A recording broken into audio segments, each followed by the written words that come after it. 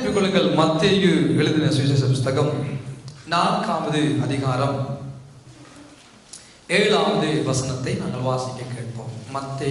Matthew chapter 4 verse 7.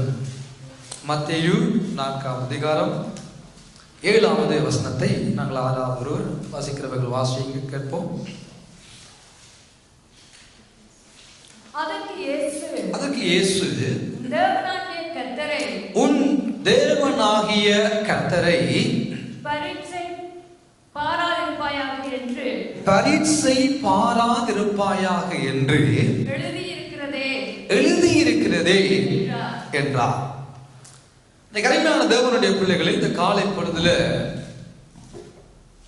உன் தேவனை பரீட்சை பாராதிருப்பாயாக, தேவனை பரீட்சை பாராதிருப்பாயாக. யாருடைய தேவனை? உன் தேவனை நீ பரீட்சை பாராதிருப்பாயாக. இந்த காலை பொழுதுல கர்த்தருடைய வார்த்தையை நாங்கள் தியானிக்க போகிறோம். பரீட்சை பாராதிருங்கள். எங்கள் வாழ்க்கையில, எங்கள் தனிப்பட்ட வாழ்க்கையா இருக்கட்டும், எங்கள் குடும்ப வாழ்க்கையா இருக்கட்டும், சபை வாழ்க்கையாக இருக்கட்டும், சமூக வாழ்க்கையாக இருக்கட்டும், எப்பேற்பட்ட சூழ்நிலையாக இருந்தாலும் இன்றைய வேதத்தினுடைய ஆதாரமாய் ஆண்டவர் ஏன் பரீட்சை பாராதிருப்பாயாக என்று எழுதி வைத்துள்ளார் என்று கூறியுள்ளார் என்று நாங்கள் பார்த்தேன். எங்கள் வாழ்க்கையில எங்கள் ஆண்டவரை எப்படி நாங்கள் ஆண்டவரை பரீட்சை பார்க்கிறோம் என்பதை வேதத்தின் அடிப்படையில் சில ஆதாரங்களை இன்றைக்கு நாங்கள் வாசித்து, அப்படி பரீட்சை பார்த்தவருடைய வாழ்க்கையில வந்த காரியங்கள் என்ன என்பதை எச்சரிப்பாக தேவனுடைய பிள்ளைகளுக்கு ஆண்டவர் எழுதி வைத்துள்ளார். அவற்றை நாம் பார்த்து நம்முடைய வாழ்க்கையிலும் அப்பேற்பட்ட சில சுபாவங்கள், சில சம்பவங்கள், சில காரியங்களை நாம் செய்து கொண்டிருப்போமானால் அவற்றை நிறுத்தி கர்த்தருடைய ஆசீர்வாதத்தை நானும் நீங்களும் பெற்றுக்கொள்ளக்கூடிய வகையில கர்த்தருடைய ஆவியானவர் நம் அனைவருக்கு பெரிய ஒரு அனுக்கிரகத்தை உண்டு பண்ணுவாராக.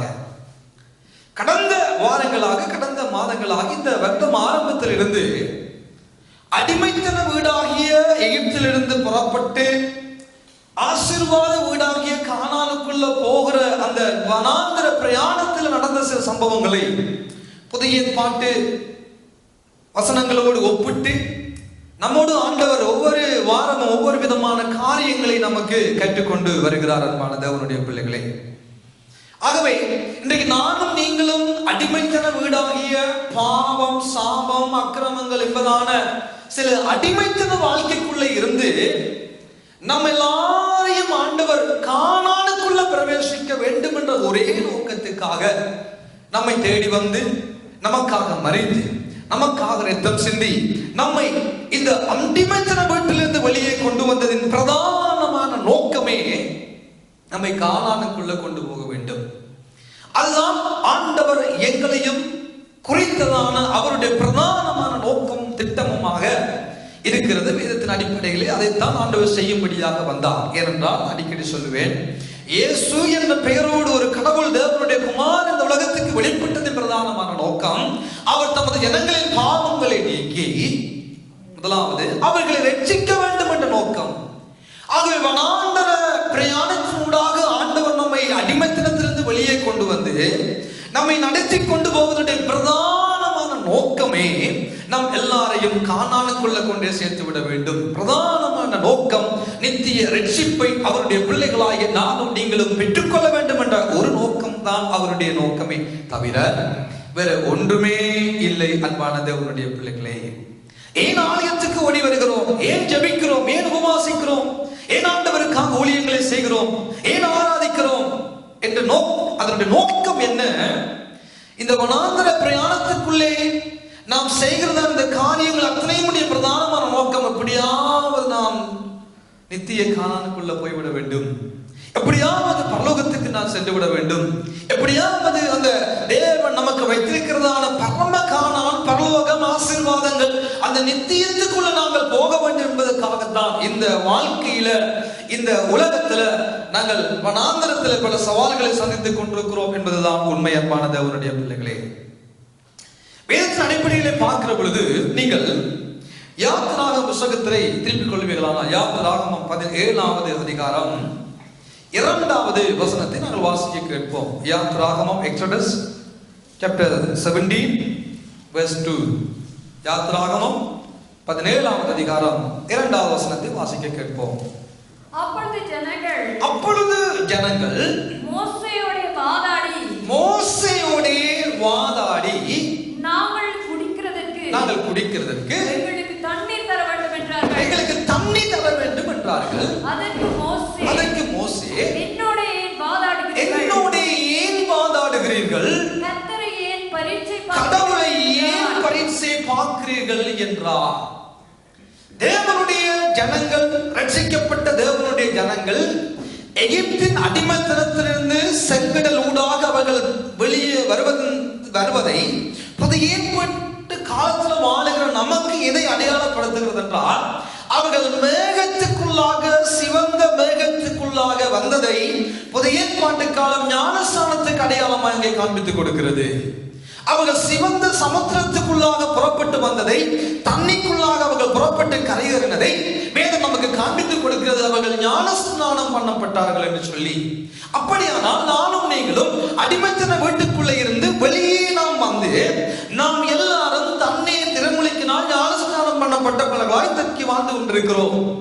அவர்களும் அன்றைக்கு ஞானஸ்நானம் பண்ணப்பட்டவர்களாய் வெளியில வந்த பொழுது அவர்கள் வாழ்க்கையில அவர்கள் சந்தித்ததான சவால்கள் என்ன என்று பார்க்கிற பொழுது அவர்களுக்கு தண்ணீர் தவணமாக இருந்தது என்று வேதம் சொல்லுகிறது.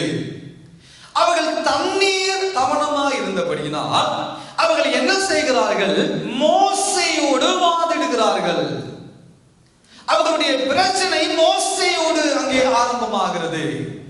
தேவனுடைய ஜனங்கள் அழைக்கப்பட்ட, அபிஷேகம் பண்ணப்பட்ட, தெரிந்து கொள்ளப்பட்ட அந்த மோசேக்கு விரோதமாக ஏன் மோசே எங்களை கொண்டு வந்தீர் என்று மோசேயோடு அவர்கள் சண்டையிடுவது, வாதிடுகிறது.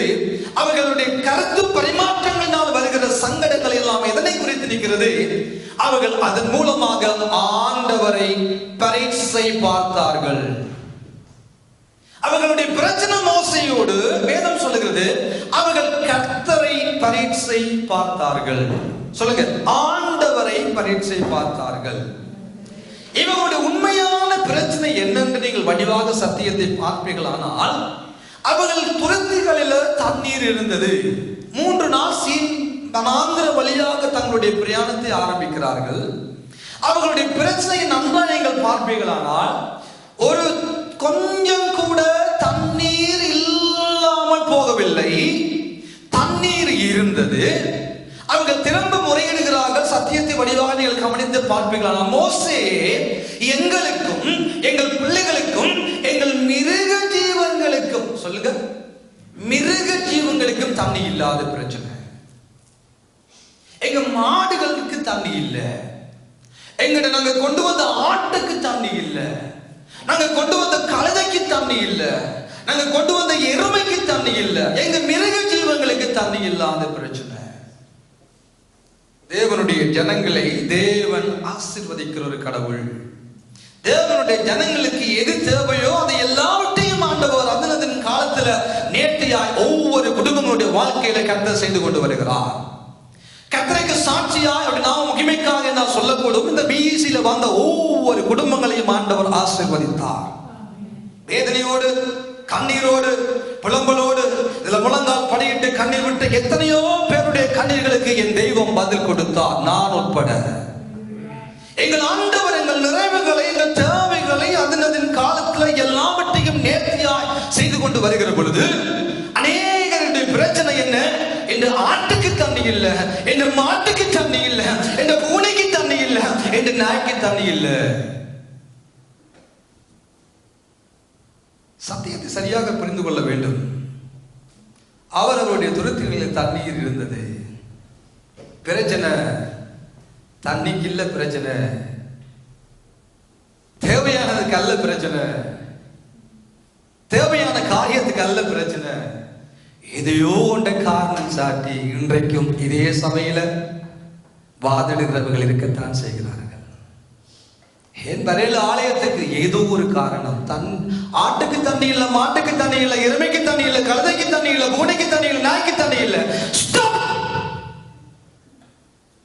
ஒவ்வொருடைய வாழ்க்கையிலும் உங்கள் தேவைகளை சந்தித்த கடவுளை எங்கள் ஆண்டவராய் கொண்டுள்ளோம். உங்கள் தேவைகளை தேவ சமூகத்தில் நிறுத்தி பாருங்க.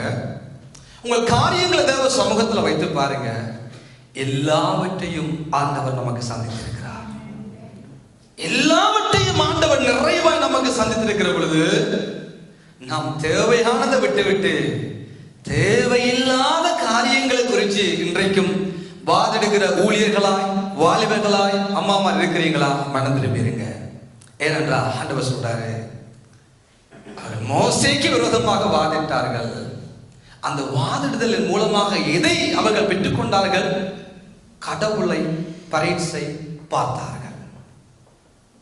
தேவையில்லாத ஒன்றுமே வைக்கிற கவலையும், தேவையில்லாத ஒன்றை குறித்து வாதிடுகிற சண்டையும் ஆண்டவரை முதலாவது பரீட்சை பார்க்கிறீர்கள் என்ற உணர்வு நமக்குள்ள இருக்க வேண்டும். அழகான காரியத்தை கடந்த வாரத்தில் கேள்விப்பட்டோம். சகோதரி டிவேன் அவர்கள் குடும்பமாய் சகோதரி எலிசா அவர்கள் இத்தாலிக்கு சென்றிருந்தார்கள். பாஸ்டர், அங்க போன பின்பதாகத்தான் தெரிகிறது ஆண்டவர் நமக்கு இங்கே எவ்வளவு ஆசீர்வாதங்களை வைத்திருக்கிறார் என்று. போய் பார்த்தோம், பிள்ளைகள் போய் பார்த்தார்கள். சில நேரத்தில் ஆண்டவர் நமக்கு என்று தந்திருக்கிற ஆசீர்வாதங்கள் ஐயா அநேகருக்கு புரியுதில்லை. ஆண்டவர் நமக்கு தந்திருக்கிற நன்மைகள், நமக்கு தந்திருக்கிற குடும்பங்கள், உறவுகள், பிள்ளைகள், பெற்றோர்கள், சபை, ஊழியக்காரர் அநேகருக்கு தெரியுதில்லை. என்ன தேவையில்லை, ஆட்டுக்கு தண்ணி இல்லாத பிரச்சனையை பார்க்கிறபடினால தெரியுதில்லை. ஒரு நிமிஷம் தங்களை பார்த்து, நான் எந்த நிலைமையில் இருந்தேன் அல்லவா, என் குடும்பம் இந்த நிலைமையில் இருந்தது அல்லவா, என் பிள்ளை இந்த நிலைமையில் அல்லவா தேவ சமூகத்துக்குள் ஓடி வந்தோம், என்னுடைய சமூகம், என் கணவர், என் பிள்ளை, என் மனைவி, என் குடும்பம், என் பெற்றோர் இந்த நிலைமையில் இருந்தல்லவோ இந்த நிலைமைக்கு ஆண்டவர் என்னை கொண்டு வந்தார் என்று பார்க்கிறத மறந்தபடினா என்னுடைய வாயில் இருந்து புறப்படுகிறது தகாத வார்த்தைகள், தகாத கெட்ட சிந்தனை, கேடுகட்ட எண்ணங்கள். காரணம், தேவையானதை விட தேவையற்றதை யோசிச்சு, தேவையற்றதை சிந்தித்து, தேவையில்லாத தர்க்கங்கள், தேவையில்லாத பிரச்சனைகள், தேவையில்லாத காரணங்களினால் இன்றைக்கு அநேகர் ஆண்டவரை பரீட்சை பார்த்து கொண்டிருக்கிறோம் என்ற சத்தியத்தை முதலாவது நானும் நீங்களும் புரிந்து கொள்ள வேண்டும். என் ஆண்டவர் என் தேவைகளை சந்திக்கிற நல்ல பரமபிதா. நான் ஆராதிக்கிறவர் என் விருப்பத்தை நிறைவேற்றுகிறாரோ இல்லையோ, என் தேவைகளை அறிந்த பரமபிதாவாய் அவர் இருக்கிறபடியால் அவருக்கு தெரியும் பிள்ளைக்கு எதை கொடுக்க வேண்டும், அவருக்கு தெரியும் இந்த குடும்பத்துக்கு எதை செய்ய வேண்டும், அவருக்கு தெரியும் இந்த சபைக்கு எதை செய்ய வேண்டும், அவருக்கு தெரியும் இந்த வாலிபன் பிள்ளைக்கு எதை செய்ய வேண்டும், அவருக்கு தெரியும் இந்த மகனுக்கு, இந்த தகப்பனுக்கு, இந்த தாய்க்கு எதை செய்ய வேண்டும் என்று அவர் அறிந்திருக்கிறார். ஒரு உலக பிரகாரமான தகப்பனால் தன்னுடைய பிள்ளைக்கு நல்லதை கொடுக்க அறிந்திருக்கிற பொழுது, ஒரு உலக பிரகாரமான தாய் தன் பிள்ளைக்கு நல்ல ஈவை கொடுக்க அறிந்திருக்கிற பொழுது, அந்த உலக பிரகாரமான தாயையும் தகப்பனையும் பிள்ளையும் உண்டாக்கின பரமபிதா நமக்கு நல்ல ஈவுகளை கொடுக்க அறிந்திருக்கிறார். ஆகவே இருக்கிறத முதலாவது பார்க்க பழகிய ஆண்டவருக்கு நன்றியை சொல்லுங்க. செங்கடலை பிளந்து வெளியே கொண்டு வந்தார் அல்லவோ, பாவ அடிமைத்தனத்திலிருந்து வெளியே கொண்டு வந்தார் அல்லவோ, எங்கேயோ எதற்கோ விக்கிரகங்களுக்கு, காட்டுக்கும் கடலுக்கும் மண்ணுக்கும் எதுக்கெல்லாம் நமஸ்காரம் செய்து கொண்டிருந்த நம்மை ஆண்டவர் உண்மை உள்ள ஆண்டவரை பார்க்கும்படியாக ரட்சிப்பை நமக்கு கொடுத்து அதிசயமாய் நம்ம நடத்தி கொண்டு வந்து அபிஷேகத்தை கொடுத்து, வரங்களை கொடுத்து, தாளாந்தை கொடுத்து, திறமைகளை கொடுத்து, ஆசீர்வாதங்களை அள்ளி வாரி கொடுத்து நடத்தி கொண்டு ஒரு ஆண்டவரை மறந்து விட்டவர்களாய் ஆட்டுக்கும் மாட்டுக்கும் கழுதைக்கு தண்ணி இல்லையே மோசை என்று புலம்புறத ஸ்டாப். இல்ல புலம்பத்தான் போறோமோ, இல்ல நான் புலம்பத்தான் போறேன், புலம்புங்க. உங்கள் தேவனாகிய கர்த்தரை நீங்கள் பரீட்சை பார்க்கிறீர்கள், அவ்வளவுதான். நீங்க யாரா இருந்தாலும் பரவாயில்ல, நானா இருந்தாலும் பரவாயில்ல, யாரா இருந்தாலும் நாம் நம்முடைய ஆண்டவரை பரீட்சை பார்க்கிறோம். நான் நம்முடைய ஆண்டவரை பரீட்சை பார்க்கிறோம்.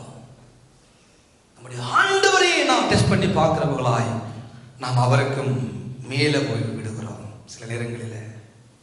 இதைத்தான் இந்த ஜனங்கள் அங்கே செய்தார்கள் என்று கருமையான தேவனுடைய பிள்ளைகளே. இது நிமித்தமாக நீங்கள் பார்ப்பீர்களானால் 7ஆம் வசனத்தை வாசியுங்கள். இதே அதிகாரம் 7ஆம் வசனத்தை. இஸ்ரவேல் புத்திரர் வாதாடினதின் நிமித்தமும் கர்த்தர் எங்கள்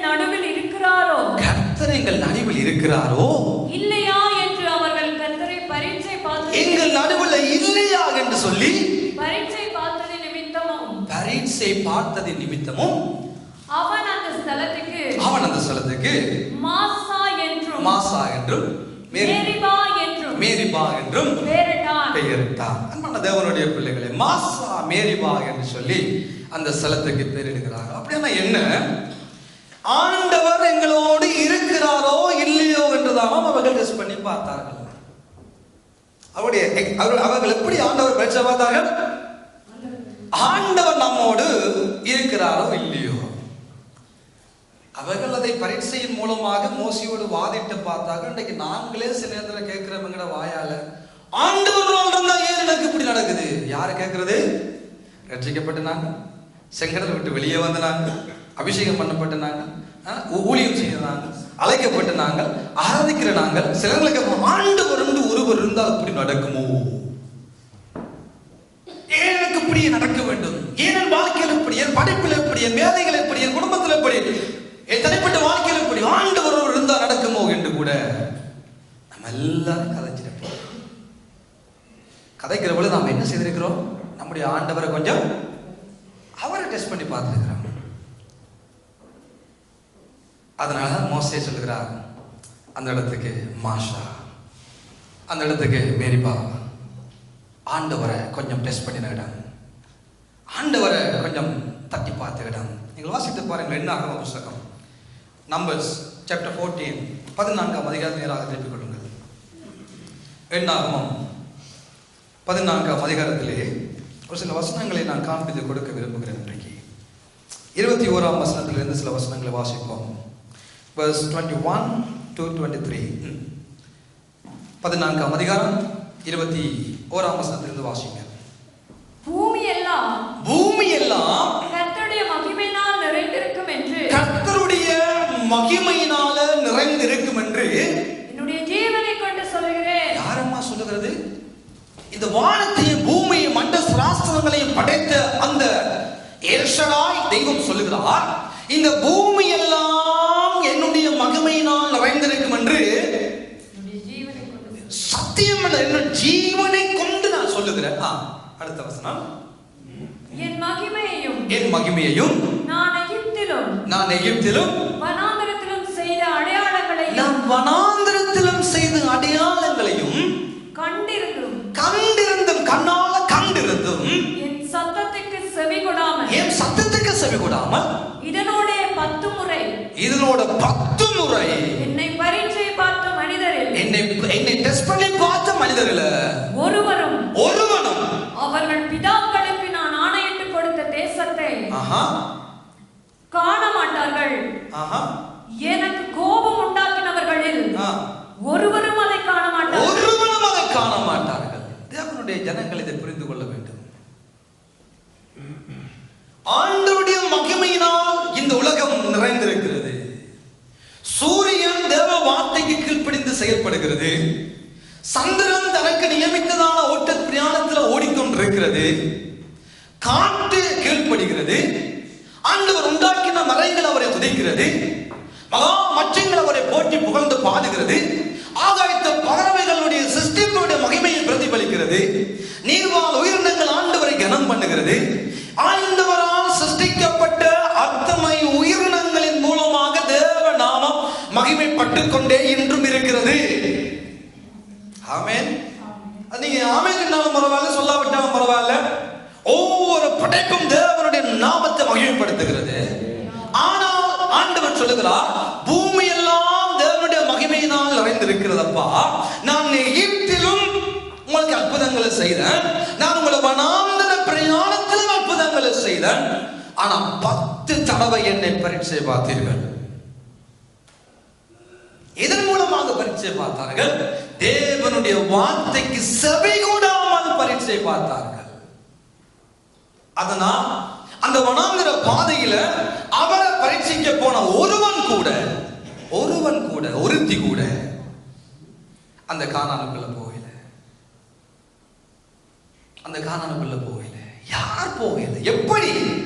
ஞானஸ்நானம் பண்ணப்பட்டவர்கள், ஐயா அழைக்கப்பட்டவர்கள், வெளியில கொண்டு வரப்பட்டவர்கள், ஆண்டவர் அற்புதங்களை அதிகமா செய்தவர்கள், எல்லாருடைய வாழ்க்கையிலும் ஆண்டவர் அதிகமாய் இன்றைக்கும் நானும் நீங்களும் ஆராதிக்க ஆண்டவர் அற்புதங்கள் செய்து கொண்டே இருக்கிறார். அந்த பெருமதி அநேகருக்கு தெரியுதில்லை. அந்த பெருமதி தெரியுதில்லை. எவ்வளவு அற்புதங்களை ஆண்டவர் நமக்கு செய்கிறார், எவ்வளவு அதிசயமாய் ஒவ்வொரு நாளும் கிருபை நம்முடைய வாழ்க்கையில புதிதாக இருந்து ஒவ்வொரு நாளும் ஆண்டவர் நம்மை அதிசயமாய் நடத்தி கொண்டு வருகிறதை இன்றைக்கு அநேகருக்கு புரியுதில்லை, தெரியுதில்லை. என்றால் ஆண்டவர் நிறைவாய் நமக்கு தந்தபடினா அந்த நிறைவு இன்றைக்கு அந்த ஆண்டவரை மறக்க பண்ணுகிறது. குறைவா இருக்கிற பொழுது கர்த்தாவே கர்த்தாவே கர்த்தாவே, நிறைவு வந்த பொழுது நிறைவை நோக்கி பார்க்கிற ஒரு திருப்தியான வாழ்க்கைக்குள்ளாக அநேகர் போகிறபடியினால குறைவா இருக்கிற பொழுது கூப்பிட்ட சத்தங்கள் குறைந்து போய்விட்டது. குறைவா இருக்கிற பொழுது, தேவைகளோடு இருக்கிற பொழுது, தேவனுடைய எங்கள் வாழ்க்கையில வேதனையோடு கண்ணீரோடு புலம்பலோடு இருக்கிற பொழுது தேவ சத்தத்தை கேட்டு தன் ஜனம் தேவ சமூகத்தை நாடினவர்கள் இன்றைக்கு நிறைவுகள் வந்த பொழுது, வேலைகள் வந்த பொழுது, வருமானங்கள் வந்த பொழுது, தொழில் வந்த பொழுது, சுகபலம் வந்த பொழுது, ஆரோக்கியம் வந்த பொழுது, என்ன ஆண்டவர், என்ன ஆண்டவர். எகிப்தில் கத்தி புலம்பினவர்கள், ஐயோ ஆண்டவரை இப்படி நெருக்கப்படுகிறோம் என்று புலம்பினவர்கள் கர்த்தர் புலம்பலை கேட்டார், எகிப்தை விட்டு வெளியே கொண்டு வந்தார், ரட்சிப்பை கொடுத்தார். ஆனால் இன்றைக்கு ரட்சிக்கப்பட்ட பின்பதாக, அழைக்கப்பட்ட பின்பதாக, அபிஷேகம் பண்ணப்பட்ட பின்பதாக தேவன் நடத்தி கொண்டு போகிற பொழுது தேவன் நடத்துகிற காரியங்கள் தெரியுதே இல்லை, தெரியுதே இல்லை என்று நினைக்கிறேன். அவரை பரீட்சையை பார்க்கும்படியாக தேவ வார்த்தைக்கு செவி கொடாமல், இந்த வசனம் அழகாக நமக்கு சொல்லுகிறது, தேவ வார்த்தைக்கு செவி கொடாமல் அவர்கள் கர்த்தரை பரீட்சை பார்த்தார்கள். அப்போ நானும் நீங்களும் தேவ வார்த்தைக்கு செவி கொடாமல் இருக்கிறோமா? ஒவ்வொரு நாளும் அவரை டெஸ்ட் பண்ணி பார்க்கிறோம் என்பதை புரிந்து கொள்ள வேண்டும். அற்புதங்களை பார்த்த நாங்கள் ஒரு காலத்துல, அதிசயங்களை அனுபவித்த நாங்கள் ஒரு காலத்துல, எவ்வளவோ நன்மைகளை பெற்று ஆண்டவர் எனக்கு நன்மை செய்தார் என்று ஒரு காலத்துல சொன்ன நாங்கள், இப்பொழுது நான் என்ற மமதை, எனக்கு எல்லாம் இருக்குது என்ற ஒரு மேட்டுமை, எனக்கு ஒரு குறையுமே இல்லை என்ற ஒரு பெருமை தலைக்கேறின உடனே தலைக்குள்ள ஆண்டவர் செய்தார், ஆண்டவர் செய்தார், ஆண்டவர் செய்தார் என்று சொல்லிக் கொண்டிருந்தோம் ஒரு காலத்துல. இப்ப எல்லாம் தலைக்கேறின உடனே தலைகால் தலைமூக்கு தெரியாம ஆடுகிற நிலைமைக்கு அன்றைக்கு அந்த ஜனங்கள் மாறிவிட்டார்கள். 10 தரம் ஆண்டவர் அழகாக எண்ணிக்கொண்டே போயிருக்கிறார். 10 தடவைகள் என்னை பரீட்சை பார்த்தார்கள். ஒருத்தனும் கூட காணானுக்குள்ள நான் முடியலப்பா, ஒருத்தனையும் அனுமதிக்கல நான் காணானுக்குள்ள. கானானுக்குள்ளே போகும்படியாக அழைக்கப்பட்ட ஒருத்தன் கூட, 2 பேரை தவிர ஆண்டவர் சொல்கிறார், அந்த வனாந்திரத்துல 10 முறை பரீட்சை பார்த்த ஒருவன் கூட கானானை காணவில்லை. ரட்சிக்கப்பட்டு என்பதற்காக பரலோகமா? இல்லை. நான் ஞானஸ்தானம் எடுத்து விட்ட பரலோகமா? இல்லை. ஞானஸ்தானம் எடுக்காதவர்களும் பரலோகத்துக்குள்ள போக முடியும். அது ஆண்டவருடைய பார்வையில் அவருடைய கரத்தில் எல்லாம் இருக்கிறது. அது இருதயத்தோடு சம்பந்தப்பட்ட பகுதி. இருதயத்தில் விசுவாசத்தை ஆவினால் அறிக்கை செய்கிற பொழுது ரட்சிப்பு நமக்கு உண்டாகி விடுகிறது. பெற்றுக்கொண்ட ரட்சிப்பை காத்துக்கொள்வதுதான், கடைசி வரை காத்துக்கொள்வதுதான் ரட்சிப்பினுடைய முடிவு, முக்கியத்துவம்.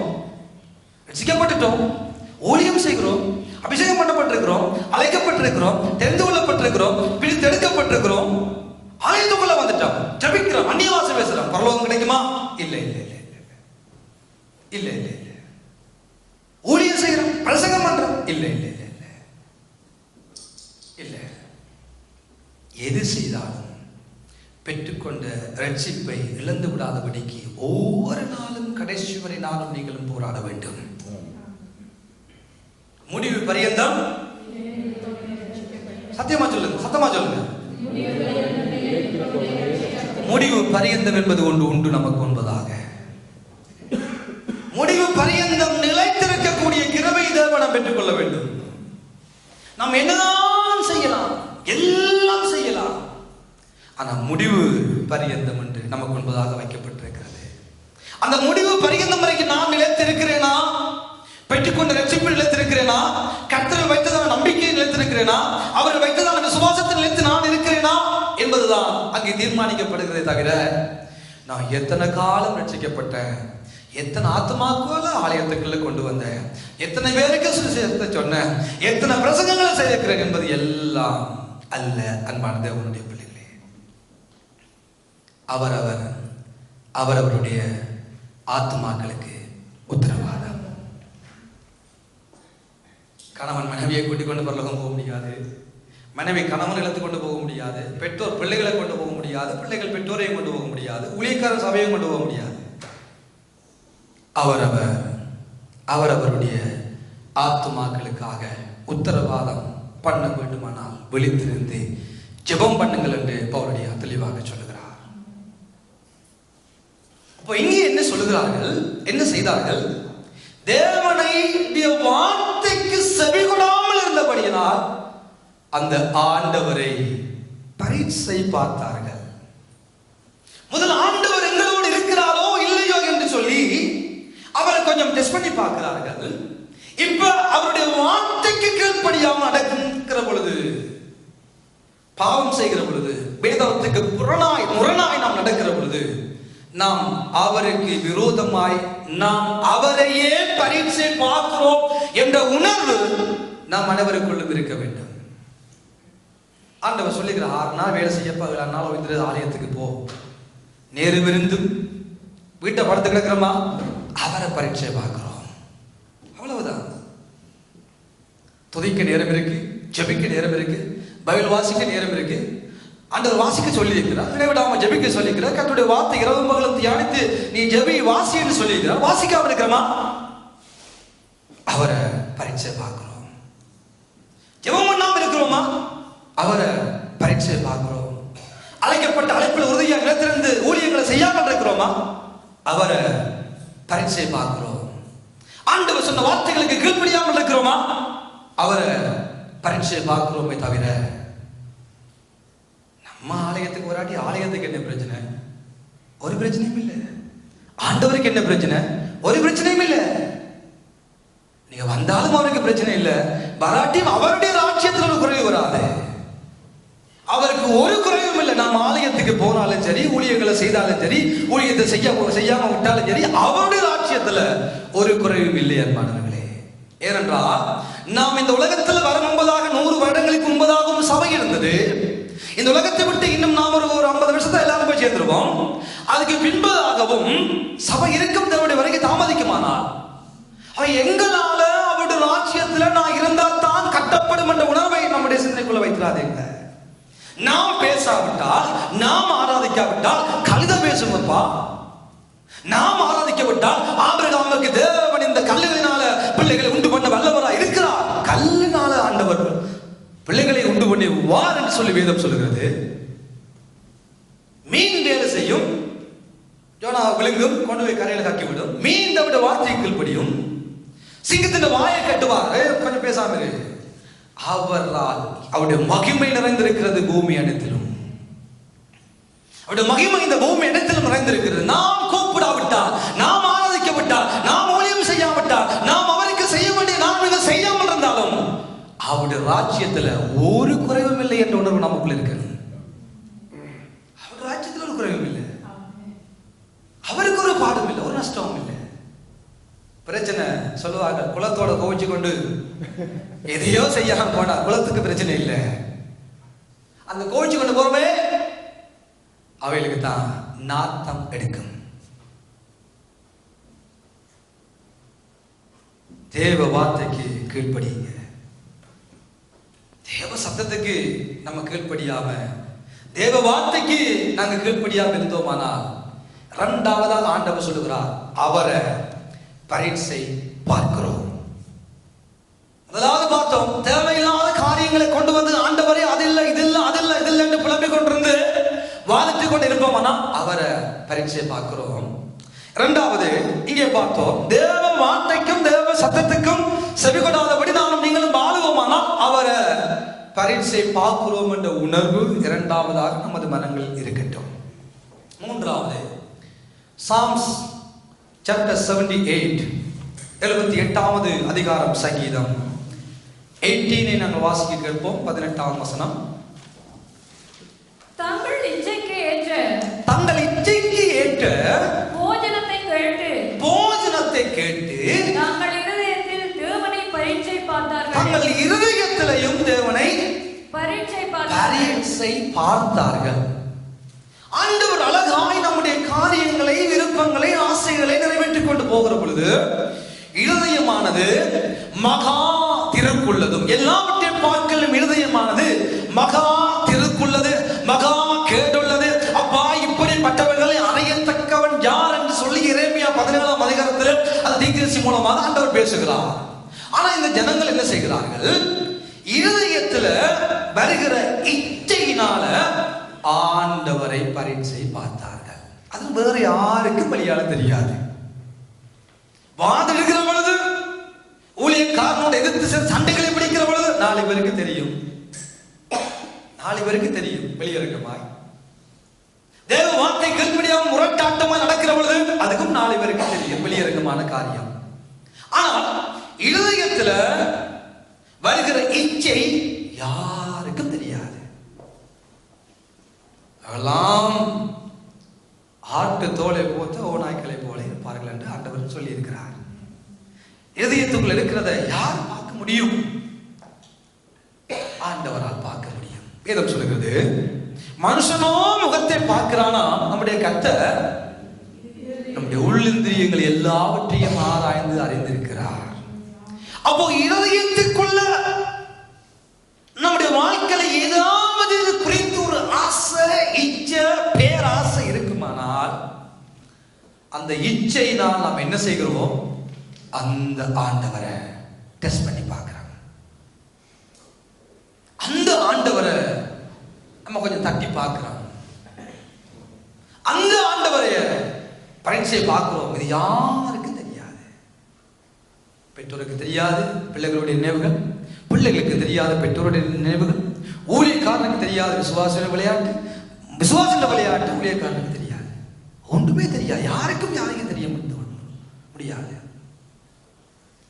இருதயத்துக்குள்ள எதையாவது ஒன்றை நாம் பெற்றுக்கொள்ள முடியாத எதையாவது ஒன்றை எப்படியாவது நான் அடைந்து விட வேண்டும் என்று எழுங்கிறதான ஆசைகள், அபிலாசைகள், பேராசைகள், விருப்பங்கள், அது இச்சைகளாக நம்முடைய வாழ்க்கையில மாறுகிற பொழுது அந்த இச்சைகள் ஆண்டவரை பரீட்சை பார்க்கிற ஒரு நிலைமைக்குள்ளே நம்மை கொண்டு போய் விடுகிறது.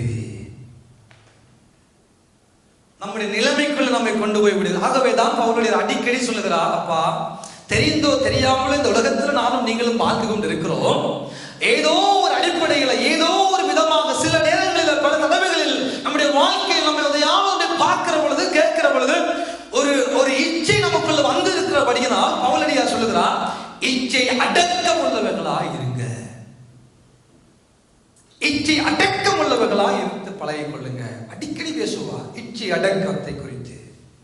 அவங்க இச்சை வருகிறது, இச்சை இல்லாமல் நம்ம வாழ முடியாது. ஒரு பொருளை பார்த்து ஆசை வரும், ஏதாவது காரியத்தை பார்த்து ஆசை வரும், எப்படியாவது பெற்றுக்கொள்ள வேண்டும் என்ற பேராசை நமக்கு வரத்தான் செய்கிறது. ஏதாவது ஒரு காரியத்தை குறித்து, அது படிப்பா இருக்கட்டும், வேலையா இருக்கட்டும், வருமானமா இருக்கட்டும், தொழிலா இருக்கட்டும், ஏதாவது ஒன்றை பார்த்த ஒரு ஆசை, பேராசை வருகிறது, வரத்தான் செய்கிறது. அப்படிப்பட்ட உலகத்தில் வாழ்ந்து கொண்டிருக்கிறோம். ஆகவே தான் பவுல் சொல்கிறார், இச்சை அடக்கம் உள்ளவர்களா இருங்க. வேதம் சொல்கிறது, அவர்களுக்கு ஆண்டவர் திருப்தியாக எல்லாவற்றையும் கொடுத்திருக்கிற பொழுது அவைக்கு மேலாக எதையாவது நம்ம பெற்றுக்கொள்ள வேண்டும் என்று சொல்லி அதன் மூலம் வருகிற ஆசை பேராசையாக மாறுகிற பொழுது அது இச்சை, அந்த இச்சை தேவனுக்கு விரோதமாய் மாற்றி விடுகிறது. இதனால் தேவனுடைய பிள்ளைகள், அழைக்கப்பட்டவர்கள், பிரித்து எடுக்கப்பட்டவர்கள், அபிஷேகம் பண்ணப்பட்டவர்கள், ஞானஸ்நானம் பண்ணப்பட்டவர்கள், பகலில் மேக சமூகம், இரவில் அக்கினி சமூகம், ஆண்டவரே அவர்களோடு கூட சென்றார். ஆண்டவர் அவர்களோடு கூட சென்ற பொழுதும் அவர்களுக்குள்ள என்ன இருந்தது? இச்சை. ஆண்டவர் எல்லாமே இல்லை, ஆண்டவரும் இருந்தார், இச்சையும் இருந்தது, ஆராதனையும் இருந்தது, துதியும் இருந்தது, செபமும் இருந்தது, பைபிள் வாசிப்பும் இருந்தது, உபவாசமும் இருந்தது, இச்சையும் அப்பப்போ அன்னைக்குடைய வாழ்க்கையில வந்து போகத்தான் செய்கிறது. வேதம் சொல்லுகிறது, அவர்கள் இச்சி உள்ளவர்களாகி தங்கள் இருதயத்துல அவரை கொஞ்சம் பரீட்சை பார்த்தார்கள். ஆகவே வாதிடுகிறதன் மூலம் எங்கள் ஆண்டவரை பரீட்சை பார்க்கிறோம். தேவ வார்த்தைக்கு கீழ்ப்படியாமல் வாழுகிற பொழுது தேவனை பரீட்சை பார்க்கிறோம். இச்சை நம்முடைய வாழ்க்கையில வருகிற பொழுது தேவனை பரீட்சை பார்க்கிறோம். இதே சாம்ஸ் 78வது அதிகாரத்துல 56வது வசனத்திற்கு வாசிங்க. 56:56. ஆனாலும் அவர்கள் உன்னதமான தேவனை பரீட்சை பார்த்து அவருக்கு கோபத்தை மூட்டி அவருடைய சாட்சிகளையும் கைக்கொள்ளாமல் போனார்கள். அவர்களுடைய சாட்சிகளை கைக்கொள்ளாமல் போனார்கள். கடவுளுடைய வார்த்தைகளையும் நாங்கள் முதலே பார்த்தோம். கடவுளுடைய வார்த்தைக்கு செவிகொடாமல் இருந்து பரீட்சை பார்த்தார்கள் ஒரு கூட்டம். இங்கே அவருடைய சாட்சிகளை கடைபிடிக்காமல் இருக்கிற பொழுதும் அவரை பரீட்சை பார்த்தார்கள். ஆகவே தேவ சாட்சிகளை, தேவனுடைய பிரமாணங்களை, அவருடைய கட்டளைகளை நாம் கைக்கொள்ளாமல் போகிற பொழுதும் ஆண்டவர் சொல்லுகிறார், ஆண்டவரை நாங்க என்ன செய்கிறோமா? பரீட்சை பார்க்கிறோம். கடைசியாக இந்த புதிய பாட்டு காலத்துல வாழ்கிற நமக்கு ஒரு சில காரியங்கள் கடைசியாக முக்கியமான ஒரு காரியமா இது இருக்கிறபடினா இதற்கு நேராக அந்த வேதாகங்களை திருப்பிக் கொள்வோம். ஏசாயா சாப்டர் 7க்கு நேராக, ஏசாயா சாப்டர் 7க்கு நேராக நீங்கள் போனீங்களானால் அங்கே முதலாவது வசனத்தை நான் ஒருக்கா வாசிக்க கேட்போம். வெர்ஸ் 1 வாசிங்க. உசியாவுடைய குமாரனாகிய யோதாமின் குமாரன் ஆகாஸ் என்னும் யூதா தேசத்து ராஜாவின் நாட்களிலே ரேத்சீன் என்னும் சீரியாவின் ராஜாவும் ரெமலியாவின் குமாரனாகிய பெக்கா என்னும் இஸ்ரவேலின் ராஜாவும் எருசலேமின் மேல் யுத்தம் பண்ண வந்தார்கள். அவர்கள் அதை பிடிக்க கூடாமல் போயிற்று. சீரியர்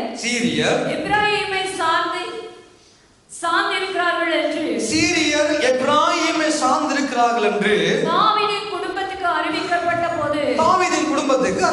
பொழுது ராஜாவின் இருதயமும் அவன் ஜனத்தின் இருதயமும் காட்டில் உள்ள மரங்கள் காற்றினால் அசைகிறது போல அசைந்தது. காட்டில் உள்ள மரங்கள் காற்றினால் அசைகிறது போல அசைந்தது. போதும். இங்க ஒரு காரியத்தை ஆண்டவர் நமக்கு எழுதுகிறார். அன்பான தேவனுடைய பிள்ளை, நன்றா இந்த வார்த்தைகளை செவி கொடுங்க. உசியானுடைய குமாரனாகிய, அதாவது சொல்கிறது, யோதாமின் குமாரன் ஆகாஸ் எனும் யூதா தேசத்தின் ராஜா. ஒரு ராஜா இருக்கிறார். அந்த ராஜாவுடைய பெயர் ஆகாஸ். அவர் யூதா தேசத்தின் ராஜாவாக இருக்கிறார். இந்த ஆகாசுக்கு விரோதமாக சீரியல் படையெடுத்து வந்தார்கள். அவர்கள் தோற்று போனார்கள் என்று வேதம் சொல்லுகிறது. ஆனால் 2வது வசனம் சொல்லுகிறது, இந்த சீரியர் என்ன செய்கிறார்களாம்? 2ஆம் வசனத்தில் பாருங்கள், எப்பிராயீமை சார்ந்திருக்கிறார்கள் என்று கேள்விப்படுகிறார்கள். அப்போ இவர்களுக்கு எதிராக யூதா தேசத்துக்கு விரோதமாக யுத்தம் பண்ண கடந்து வந்தவர்கள் அவர்களால் கூடாமல் போயிட்டு அவர்கள் போய் எப்பிராயீமை சார்ந்து கொண்டு அவர்களை கூட்டிக் கொண்டு வந்து இப்பொழுது ஆகாசுக்கு விரோதமாக யுத்தம் பண்ண கடந்து வருகிற ஒரு சம்பவம் இங்கே பார்க்கிறோம். அவர்கள் அந்த எப்பிராயீமோடு இந்த சீரியர் சார்ந்து விட்டார்கள் என்ற செய்தி இப்பொழுது கேள்விப்பட்ட பொழுது இந்த ஆகாசுடைய இருதயமும் அந்த ஜனங்களுடைய இருதயமும், என் வேதம் சொல்லுகிறது, அவர்களுடைய இருதயம் காட்டில் உள்ள மரங்கள் காட்டினால் அசைகிறது போல அசைகிற ஒரு சூழல். முதல் யுத்தம் பண்ண வந்தார்கள், தோற்று போனார்கள். ஓகே, இப்பொழுது தங்களை பார்க்கலாம் பலமான எப்பிராயீமோடு இந்த சீரியர் சார்ந்து விட்டார்கள். ஆகவே இனி இந்த எப்பிராயீமோடும் இந்த சீரியரோடும் எங்களால் யுத்தம் பண்ணவே முடியாது, நாங்கள் தோற்று போய்விடுவோம், நாங்கள் அழிந்து விடுவோம் என்ற ஒரு இருதயத்துக்குள்ள காட்டினால் மரங்கள் அசைகிறது போல இருதயம் ஊசலாட ஆரம்பித்து விட்டது. அந்த நேரத்தில் ஆண்டவர் என்ன செய்கிறார்? ஏசாயா தீர்க்கதரிசியின் மூலமாக இந்த ஆகாசுக்கு ஒரு செய்தியை அனுப்ப விரும்புகிறார். அந்த செய்தியை நீங்கள் வாசித்து பார்க்கலாம், தொடர்ந்து வாசித்து பார்த்தால் தெரியும். ஆனால் இப்பொழுது முக்கியமான சம்பவத்தை உங்களுக்கு நான் காண்பிக்க விரும்புகிறேன். வாசியுங்கள், 7வது வசனத்தை வாசியுங்கள்.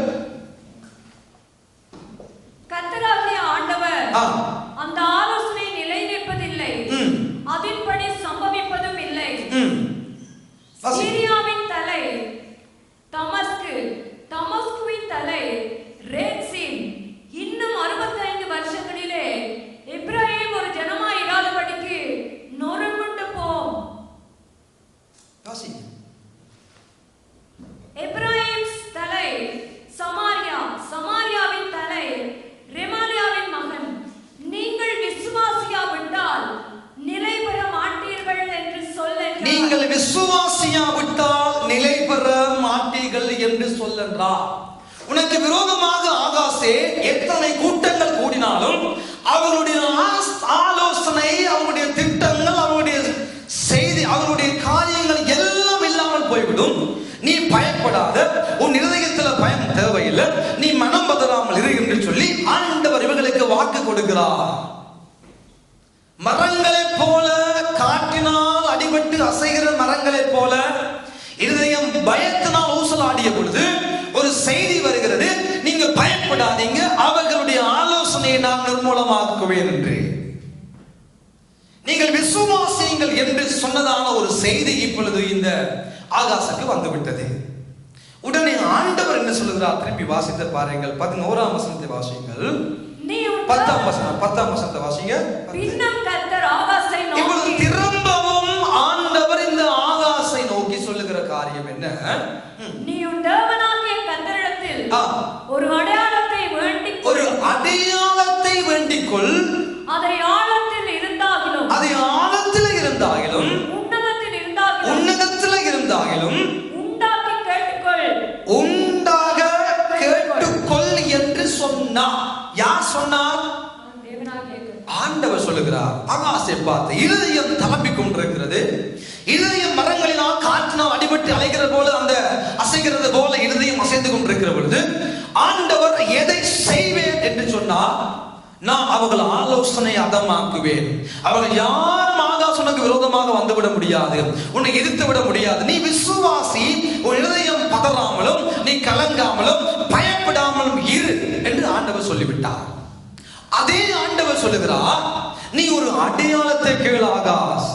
அந்த அடையாளம் ஆழத்துல, பூமியின் ஆழத்துல இருந்தாலும் வானத்துல இருந்தாலும் எங்க இருந்தாலும் ஆண்டவர் உனக்கு ஒரு அடையாளத்தை கேள். அவர் அந்த அடையாளத்தை உறுதிப்படுத்துவார், அவர் உனக்கு காண்பிப்பார், அவர் உனக்கு சொல்லுவார், அவர் உனக்கு செய்வார். நீ கேட்க வேண்டிய ஒன்று, ஒரு அடையாளத்தை காண்பியும் ஆண்டவரை என்று கேள், ஜெபி என்று ஆண்டவர் தான் இந்த ஆகாசுக்கு சொன்னார். அப்போ உடனே நாங்களா இருந்தா என்ன செய்திருப்போம்? சொல்லுங்களேன். ஏதாவது ஒன்று ஆழத்துல இருந்தாலும் வானத்துல இருந்தாலும் நம்ம கேட்டிருப்போம், உண்டாக்கும் ஆண்டவரை ஒரு அடையாளம் என்று. ஓமா இல்லையா? எல்லாற்றும் மனநிலையும் அப்படித்தான். ஆனா இந்த மனுஷன் என்ன செய்தான் பாருங்க. ஆகாசோ நான் கேட்க மாட்டேன், நான் கர்த்தரை பரீட்சை செய்ய மாட்டேன், நான் கர்த்தரை டெஸ்ட் பண்ண மாட்டேன். சொல்லுங்க, நான் அந்த ஆண்டவரை பரீட்சை பண்ண மாட்டேன். இன்னைக்கு அநேக தடவைகளில் எவ்வளவோ வாக்கு தத்தங்களை ஆண்டவர் நமக்கு தந்து நம்மோடு திரும்ப திரும்ப திரும்ப பேசினாலும், ஆண்டவரே ஒரு அடையாளத்தை காட்டுங்க, ஆண்டவரே ஒரு அடையாளத்தை காட்டுங்க, ஆண்டவரே ஒரு அடையாளத்தை காட்டுங்க என்று நாங்கள் ஜெபிக்கிறோமோ இல்லையோ?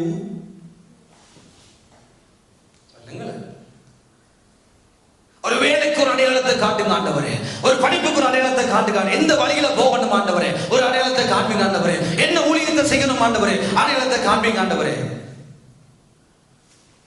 இப்படியே அடையாளம் அடையாளம் அடையாளமா காட்டி கொண்டிருந்தா அவருக்கு ஒரு வேலை இல்லையா ஆண்டவருக்கு? நம்ம அடையாளத்துக்காக நிற்கிறோம் என்றால் அவருடைய வார்த்தை அவிசுவாசிக்கிறோம் என்று அர்த்தம். இந்த ஆகாசுக்கு ஆண்டவர் சொல்லிவிட்டார், அவருடைய ஆலோசனை அதமாக்குவேன். ஆகாசே, உன் இருதயம் மரங்களினால் காற்றினாலும் உன் இருதயம் அசைக்கிறது போல அசைந்து கொண்டிருக்கிறது, பயந்திருக்கிறான். ஆனா ஆண்டவர் சொன்ன வார்த்தையின் மேல அவனுடைய இருதயம் காற்றினால் அசைகிற மரங்களை போல அசைந்து கொண்டிருந்தாலும் அவனது ஆண்டவர் மேல ஒரு அசைவற்ற அளவற்ற நம்பிக்கை அந்த ஆண்டவர் மேல வைத்தபடினா நான் அடையாளத்தை கேட்டு அவரை பரீட்சிக்க வேண்டுமோ? யோசித்து பாருங்கள், எப்படிப்பட்ட ஒரு உணர்வு. என் ஆண்டவர் எனக்கு பேசிய பின்பதாக, என் ஆண்டவர் எனக்கு வாக்கு கொடுத்த பின்பதாக, என் ஆண்டவர் எனக்கு தீர்க்கமாய் சொன்ன பின்பதாக என்னையா அடையாளம்? என்னையா அடையாளம்? எவ்வளவு ஒரு அழகான ஒரு காரியம். வாக்கு தத்தங்கள் இருக்கும், தேவ சத்தத்தை கேட்டு பழகிருப்போம், ஆண்டவருக்கு செய்வேன் என்று வாக்கு கொடுத்திருப்பார். ஆனாலும் நம்முடைய வாழ்க்கையில் இருந்திருந்து போட்டு, ஆண்டவரே ஒரு அடையாளத்தை காண்பீங்க ஆண்டவரே, ஆண்டவரே கனவுல ஏதாவது ஒன்றை கொண்டு வந்து பேசுங்க ஆண்டவரே. ஆண்டவரே தரிசனத்துல ஏதாவது ஒன்றை காட்டுங்க ஆண்டவரே.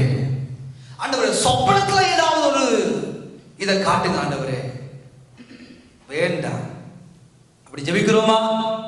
வேண்டாம். இனி இன்றையில இருந்து ஜெபம் வேண்டாம். ஆண்டவர் எனக்கு வாக்கு கொடுத்திருக்கிறார், எனக்கு சொன்னதை என் ஆண்டவர் நிறைவேற்றுவார். அவ்வளவுதான். எனக்கு சொன்னதை என் ஆண்டவர் நிறைவேற்றுவார். அடையாளம் கேட்கிற கூட்டம் வந்து சொல்லுகிறார்கள், ஆண்டவரை பார்த்து, ஆண்டவரே இயேசுவை பார்த்து கேட்டாங்க புதிய பாட்டுல, எங்களுக்கு ஒரு அடையாளத்தை காண்பீங்க ஆண்டவர் என்று. என்ன சொன்னா, இந்த பொல்லாத விபச்சார சந்ததியா அடையாளத்தை காட்டுங்க என்று கேட்டுக்கொண்டிருக்கிறார்கள். ஆமா இல்லையா? வாசிக்க இருக்கிறீங்களா இல்லையா? கை தூக்கி காட்டுங்க. யாராவது இந்த சம்பவத்தை வாசிக்க இருக்கிறீங்க? யாருக்கு சொன்னார்? ஒரு அடையாளத்தை காட்டுங்க ஆண்டவரே, ஒரு அடையாளத்தை காட்டுங்க ஆண்டவரே, ஒரு அடையாளத்தை காட்டுங்க ஆண்டவரே, ஒரு அடையாளத்தை. ஸ்டாப் பண்ணுங்க. வேண்டாம். நமக்கு அடையாளம் தேவையில்லை. அடையாளத்தை கண்டுதான் அந்த ஆண்டவரை விசுவாசிக்கணும் என்ற உணர்வு நமக்கு தேவையில்லை. வார்த்தைக்கு கீழ்ப்படிஞ்சாலே போதும். பிரச்சனை ஆண்டவரிடம் இல்லை பிரியமானவர்களே. பிரச்சனை ஆண்டோட வாக்குத்தத்தத்துல இல்ல. பிரச்சனை எங்கே இருக்கிறது என்றால் 2 கொரிந்தியர்கள் நிருபத்துல பவுலடியார் எழுதுகிறார். 2 கொரிந்தியர்கள் நிருபம் 13வது அதிகாரமா இருக்க வேண்டும். வாசித்து பாருங்கள். 13வது அதிகாரமா இருக்க வேண்டும். 2 கொரிந்தியர் 13 அதிகாரம் 2ஆம் வசனத்தை வாசியுங்கள். 2 Corinthians chapter 13 verse 2. நான் இரண்டாம் தரம் உங்களிடத்தில் இருந்தபோது சொன்னது போல இப்பொழுது தூரமாய் இருந்து உங்களிடத்தில் இருக்கிறவனாக நான் மறுபடியும் வந்தால் தப்பப்பட மாட்டேன் என்று. 2 கொரிந்தியரா?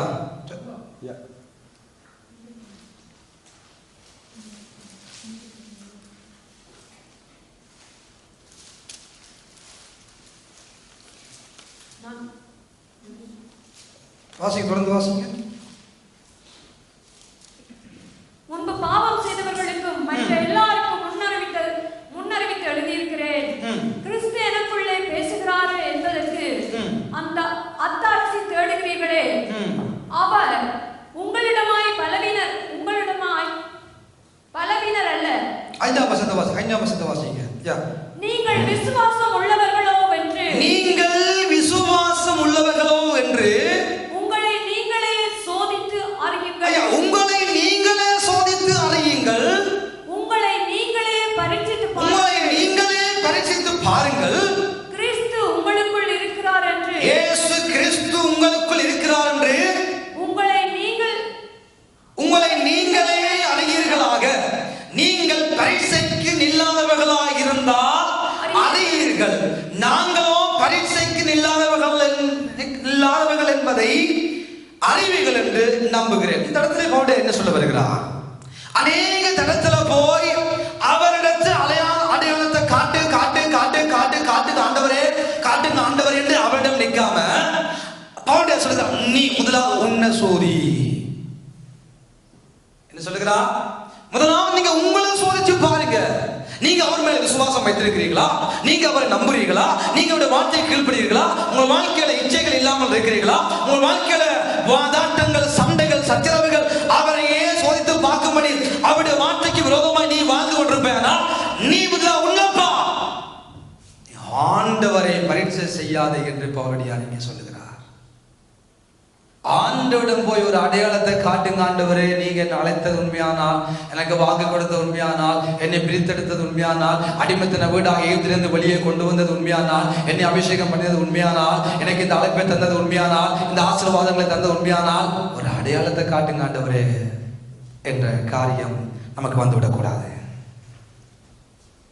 நம்முடைய நோக்கம், நம்முடைய திட்டம், நம்முடைய வாஞ்சி எல்லாம் எனக்கு ஆண்டவர் முன்குறித்ததை அவர் நிறைவேற்றுவார் என்ற நம்பிக்கை, விசுவாசம் அவர் மேல அதிகமாயிருக்கட்டும். அதை விட்டுட்டு தேவையில்லாத அடையாளம் பார்க்கிறவர்களாய், தேவையில்லாத அடையாளம் கேட்கிறவர்களாய் நாங்கள் மாறிவிடக்கூடாது என்ற உணர்வு நமக்கு இருக்க வேண்டும். அப்படிப்பட்ட ஆண்டவர் நமக்கு பேசியும் நம்ம கேட்போமானால் அவருடைய வார்த்தைகளை நானும் நீங்களும் விசுவாசம் வைக்கவில்லை என்பதுதான் உண்மை. அன்பானவர்களே, ஆகாஸ் ஆண்டோட வாழ்க்கையில வார்த்தையில வாக்குத்தத்தத்துல தீர்க்கதரிசியுடைய வார்த்தையில நம்பிக்கை வைத்தபடினா நான் அடையாளத்தை கேட்டு ஏன் அந்த ஆண்டவரை பரீட்சை பார்க்க வேண்டும்? எனக்கு அந்த அடையாளமும் வேண்டாம், எனக்கு ஒன்றும் வேண்டாம், எனக்கு அவர் சொன்னதை செய்யட்டும் என்று காத்திருந்த ஆகாஸ்கள் இந்த புதிய ஏற்பாட்டு காலத்தில் எழும்பட்டும் அன்பானவர்களே. எப்ப பார்த்தாலும் அதை கேட்டு இதை கேட்டு அடையாளத்தை கேட்டு நான் ஊழியம் செய்ய ஆண்டவர் அடையாளத்தை காட்டுங்க, நான் சபைக்கு போறதுக்கு ஒரு அடையாளத்தை காட்டுங்க, நான் ஆண்டவரை சுவிசேஷம் அறிவிக்கு ஒரு அடையாளத்தை காட்டுங்க என்று அவரை கஷ்டப்படுத்தாதபடி ஆண்டவர் நமக்கு சொன்னதை எல்லாம் இங்க இருக்குது, எல்லாம் இதுக்குள்ள இருக்குது. அதற்கு நேராக எங்கள் வாழ்க்கை அர்ப்பணமாகட்டும், அதற்கு நேராக எங்கள் வாழ்க்கை கிறிஸ்தவ வாழ்க்கை ஜீவியம் நடக்கட்டும் என்பானவர்களே. ஆகவே நாம் வாதிடுகிற பொழுது, தேவையில்லாத குறித்து வாதிடுகிற பொழுது அவரை பரீட்சை பார்க்கிறோம். இச்சைகளால் இதயத்தில் இச்சைகள் வருகிற பொழுது, இதயத்தில் ஆண்டவரை டெஸ்ட் பண்ணி பார்க்கிற பொழுது, தேவ வார்த்தைக்கு விரோதமான காரியத்தை குறித்து இச்சிக்கிற பொழுது அவரை பரீட்சை பார்க்கிறோம். தேவ சத்தத்துக்கு செவிகொடாதபடி முரட்டாட்டம் உள்ளவர்களாய் யாரோ சொல்லுகிறதை கேட்டு எங்கள் வாழ்க்கையை வாழ்ந்து கொண்டிருக்கிறோமா? தேவ சத்தத்தை பார்க்கிற மனசு சத்தத்துக்கு கீழ்ப்படுகிறோமா? அவரை பரீட்சை பார்க்கிறோம். தேவன் சொன்ன காரியங்களுக்கு விரோதமாய் எங்கள் வாழ்க்கையை வாழ்ந்து கொண்டிருக்கிறோமா? அவரை பரீட்சை பார்க்கிறோம். தேவனுடைய ஜனங்கள், மறுபடியும் சொல்லுகிறேன், அவரை பரீட்சை பார்த்தவர்களில் ஒருவன் கூட கானானுக்குள்ளே போகவில்லை. அப்பேற்பட்ட ஒரு சம்பவம், அப்படிப்பட்ட ஒரு சூழல் நம்முடைய வாழ்க்கையில வந்து விடாதபடி கவனமாய் இருக்க அந்த கர்த்தருடைய ஆவியானவர் நம் அனைவருக்கும் பெரிய ஒரு அனுக்கிரகத்தை அவர் தான் நமக்கு உண்டாக்க வேண்டும். ஆகவேதான் பிசாசானவன் வந்து சொல்லுகிறான், வார்த்தையின் அடிப்படையில் வருகிறான். உம்மை குறித்து வேதம் சொல்லுகிறது அல்லவோ, நீர் தாழ விழுந்தீரானால் தேவ தூதர்கள் உம்மை தாங்குவார்கள் என்று 91ஆம் சங்கீதத்தை கொண்டு போய் சொல்லுகிறான். யாருக்கு? இயேசுவிடம் பார்த்து உயரமான உப்பரிகையின் மேல் தேவாலயத்துடைய பரிசுத்த நகரத்துக்குள்ள கொண்டு போய் உயரமான உப்பரிகையின் மேல் நிறுத்தி நீ தாழ குறியும், தேவ தம்முடைய தூதர்களை கட்டளையிடுவார், அவர்களுடைய தூதர்கள் உம்மை தாங்குவார்கள், பாயும். இயேசுவுக்கு சத்தியம் தெரிந்தது, இயேசுவுக்கும் பார்த்து தெரிஞ்சது. ஆனா அவர் தேவ சத்தத்தை பார்க்கிலும் இந்த பிசாச சத்தத்துக்கு அவர் கீழ்ப்படியல. அவர் தேவ சத்தத்துக்கு செவிமடுத்தபடினார், தேவ வார்த்தைக்கு கீழ்ப்படிய வேண்டும் என்று அவர் தீர்மானம் பண்ணியிருந்தபடினார் இந்த மாம்ச சத்தம், இந்த பிசாச சத்தம் உயரமான இடத்துல கொண்டு போய் எல்லாவற்றையும் காண்பித்து தாழ குதியும் என்று சொல்லி அவருடைய வார்த்தையின் மேல் ஒரு போலியான விசுவாசத்தை வைத்து தன்னுடைய வார்த்தைக்கு கீழ்ப்படியும் படியாகவே ஆண்டவரோடு இயேசுவோடு பிசாசாகிய சண்டையிட்டான். அவரை கொண்டு போய் தள்ளிவிட முயற்சித்தான், தேவ வார்த்தைக்கு எதிராக மாற்றிவிட முயற்சித்தான். அப்பொழுதுதான் ஆண்டவர் இந்த வார்த்தையை பாவித்தார், உன் தேவனாகிய கர்த்தரை நீ பரீட்சை பாராதிருப்பாயாக என்று எழுதியிருக்கிறது அல்லவோ. அவை என்ன சொல்ல வருகிறார்? கடவுளுடைய வார்த்தையை சரியா நம்ம கொஞ்சம் புரிஞ்சு கொள்ளணும். ஆண்டவர் இதை சொல்லுகிறார், இல்லாட்டி மாம்சம் இதை சொல்லுதா, உலகம் இதை சொல்லுதா, பிசாசு வார்த்தையை வச்சு நம்ம வஞ்சிக்க வெளிக்கிடுகிறதா என்று சொன்னதான ஒரு நல்ல பகுத்தறியத்தக்க கிருபையினுடைய வரம் நமக்கு கிடைக்க வேண்டும். எல்லாரும் சொல்லுகிறார்கள் என்பதனால் எல்லாமே சத்தியமா இருக்க முடியாது. எல்லாரும் பிசாசம் போதிக்கிறான், இன்றைக்கு இதுல இருந்துதான் பிசாசம் போதிக்கிறான், இதுல இருந்துதான் இந்த விதாமத்துக்குள்ள இருந்துதான் எத்தனையோ அமைப்புகள் உருவாக்கப்பட்டிருக்குது.